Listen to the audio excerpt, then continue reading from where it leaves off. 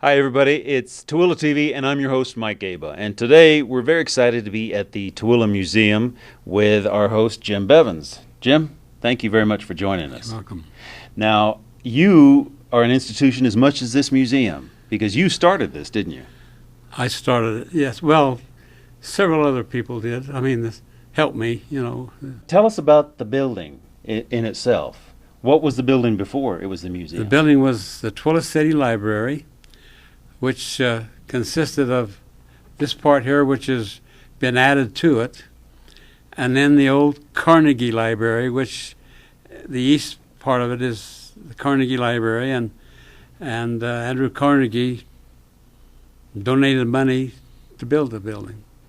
And so for that reason, more than any, we decided it ought to be donated to historical purposes. So we did. And you had told me earlier that the museum is also associated with the Utah Daughters of the... The Daughters of the Utah Pioneers, Right. the Tooele County Historical Society, and the Sons of the Pioneers. What are your hours here at the museum? We're here on Friday and Saturday, 10 in the morning, 10 a.m. to 4 p.m. We're also here on Tuesdays as a work day, and sometimes people like to come when we're there and we let them in. And then we have a policy that we will, as far as it's convenient, to open at any time as people schedule it. Oh, that's great. So somebody can call in advance Yes. and set something up to come through. So, Yes. Okay, Jim, now we're looking at a diorama of the town of Tooele, which got started in 1853, right? That's right. Now, what I find to be really interesting is this adobe wall that surrounded the city, or most of it anyway? Well, they started building it where the Tooele City Library is now. It's just down on First West. They built it up there, and they put a bastion in each corner for the riflemen to shoot along the wall in case of an Indian attack, and halfway along the wall and down the side. And they only got down there about two-thirds of it built, and they quit because it was a monumental task to build the wall. The wall was 9 feet tall, 2.5 feet wide at the bottom, and a foot wide at the top. And they had to irrigate both sides of the wall before they worked on it. And then we'd plow it up early in the morning and to loosen the dirt, and then they would shovel it into a form until it was up so high, and then they'd put a scaffold up to shovel it the rest of the way. They only had short-handled shovels, so it took a lot of work. But they quit building it because Brigham Young told them not to fight the Indians, but to feed them. And Better to So use they honey did. than vinegar in that case. that's right. Now, and I'm always asked this all the time, how did the name Tooele come around?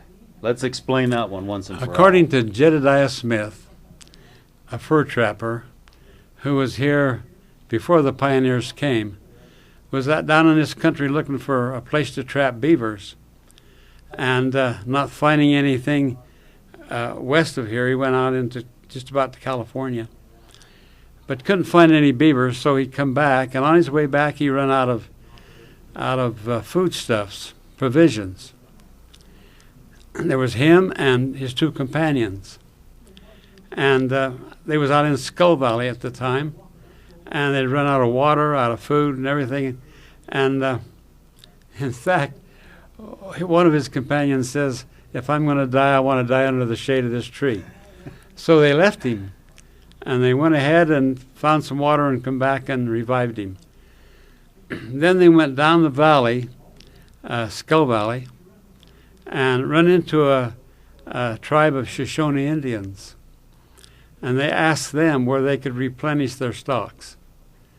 And they told them in the next valley over, which is Tooele Valley,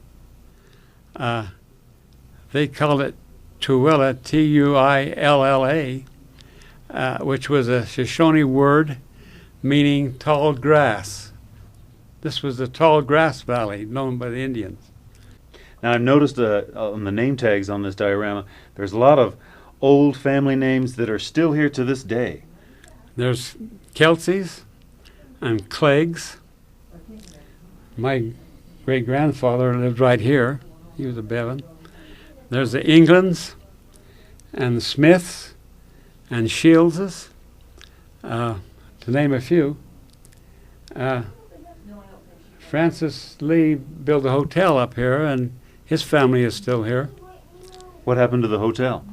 It's been gone for some time. Business was slow. Yeah. Now, I know you've got a lot of great things here, but the pride and joy and the apple of your eye is your collection of arrowheads, is it not? We have one of the best Indian artifacts collections in the state of Utah, donated to us by Lee Nix and his family. And now I see that Nick's name is on here as well, too, right? Yes, they're an old pioneer family. They run sheep and cattle a lot of it. But the Indian artifacts have been collected over a 60-year period by that family, and remains as one of the best collections around. I've seen it. It's absolutely beautiful. Yes. Now, Jim, we're in what would be a kitchen from what time period? Oh, turn of the century. Turn of the century. Now, some of these things I really want to show people because I'm amazed myself. Now, in this situation, what is this husband beater? It's called a sad iron. It was made so that they could heat their irons up on the stove. When the one that they was using got cold, they would set it down. They'd take the handle off, this one, put it on that one. Oh, so she'd always had one to trade out for. Yeah. Now, this one I thought was really funny because what kind of iron That's is a this? steam iron. For what, a caveman? Well, I'm not sure, but they had lots of different variations of the steam iron, and this one here is an iron that's made to put charcoal in and light it. And what we're standing next to here is a range or an oven?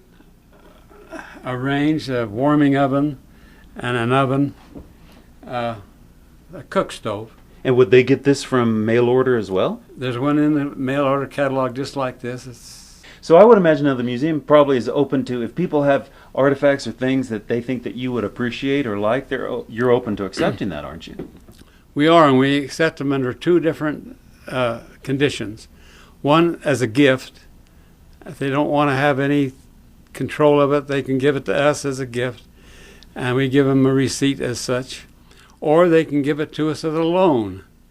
We'll display it so other people can enjoy it, and then if they ever want it back, they can come and take it. Great. Now, are there any kind of special events or things that go on that the museum is associated with? Well, we have a museum day. It'll be the 29th of September, and we'd welcome anybody to come down, and we have demonstrations of various pioneer skills, and there's always women. The Daughters of the Pioneers is here to help people find histories and so forth.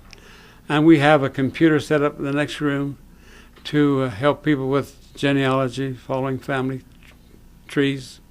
Jim, it's been a real pleasure. Thank you for having us. Thank you. And that's it for Tooele TV. Thanks for joining us.